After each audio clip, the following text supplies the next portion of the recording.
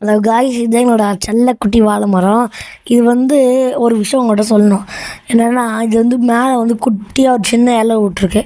இந்த மாதிரி குட்டியாக இலை விட்டுச்சுன்னா அடுத்து வந்து வாழைத்தார் பட்டு போகுதுன்னு அர்த்தம். இது வந்து செவ்வாழை. இது வந்து கொஞ்ச நாள்லேயே இந்த மாதிரி வாழைப்பூ வந்து வெளியே தொங்கிச்சு. நாங்கள் வந்து அது வளரும் போது சின்னதாக வீடியோ எடுத்து உங்கள்கிட்ட இப்போ ஃபுல் வீடியோவாக காமிக்கிறோம். கைஸ், நாங்கள் வந்து மொட்டை மாடியிலே வளர்த்துட்டோம். சுற்றி இருக்கவங்க எங்கிட்ட கேட்பாங்க எப்படி வளர்த்தீங்கன்னு.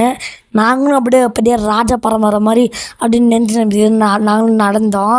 வாழை மரம் மாடியில் வளர்கிறதுக்கு எல்லோரும் பேன்னு பார்ப்பாங்க. அதுலேயும் அது தார் வேற போட்டுருச்சு. பயங்கர சீனாகிடுச்சு காய்ஸ். பேர்பட்ட வாழைப்பழம் எப்படி வளர்ந்துச்சுன்னு பார்க்குறது தான் இந்த வீடியோவே. அப்புறம் எங்களோட செடியெல்லாம் எப்படி வளர்ந்துச்சுன்னு பாருங்க. இந்த வாழை மரம் நிழல்ல அதுலேயே வாட்டர் மெலன் செடி, மஸ்க் மெலன் செடி எல்லாமே பிஞ்சு விட்ருக்கு. நீங்களே பாருங்க கைஸ். இப்போ அதோட பிஞ்சுங்களை பாருங்க. வாழை மரமும் தார் போட்டுருச்சு, இதுங்களும் பிஞ்சு விட்டுருச்சு. ரொம்ப ஹாப்பி கைஸ்.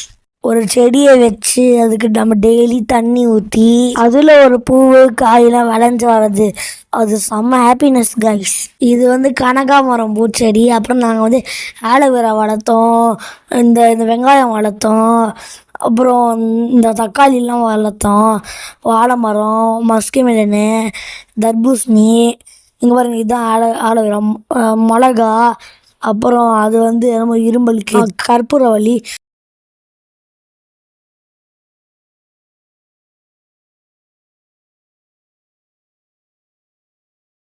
இதுதான் அந்த வாழைத்தார்.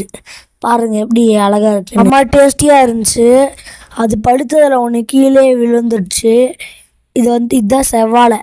செம இனிப்பாக இருக்கும், செம டேஸ்ட்டாகவும் இருக்கும். இது வந்து நாங்கள் எது விளைஞ்சாலும் ஏசப்பா கிட்ட தான் ஃபஸ்ட்டு வைப்போம். ஏசப்பா வந்து ஆசீர்வதிச்சு அப்புறம் நாங்கள் சாப்பிடுவோம்.